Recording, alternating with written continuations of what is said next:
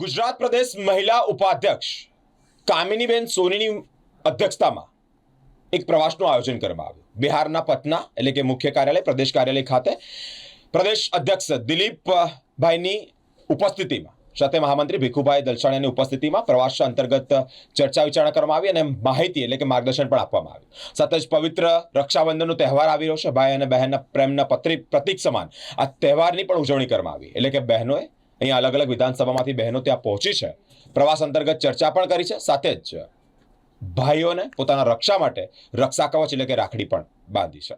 ગુજરાત પ્રદેશ મહિલા મોરચા ઉપાધ્યક્ષ અને ચૂંટણી પ્રવાસ ઇન્ચાર્જ કામિનીબેન સોનીની અધ્યક્ષતામાં બિહાર પ્રદેશ કાર્યાલય પટના ખાતે પ્રદેશ અધ્યક્ષ દિલીપ જયસ્વાલ અને પ્રદેશ સંગઠન મહામંત્રી ભીખુભાઈ દલસાણીયાજીની પ્રવાસલક્ષી માર્ગદર્શન મેળવી અને પવિત્ર રક્ષા સૂત્ર બાંધવામાં આવ્યું છે।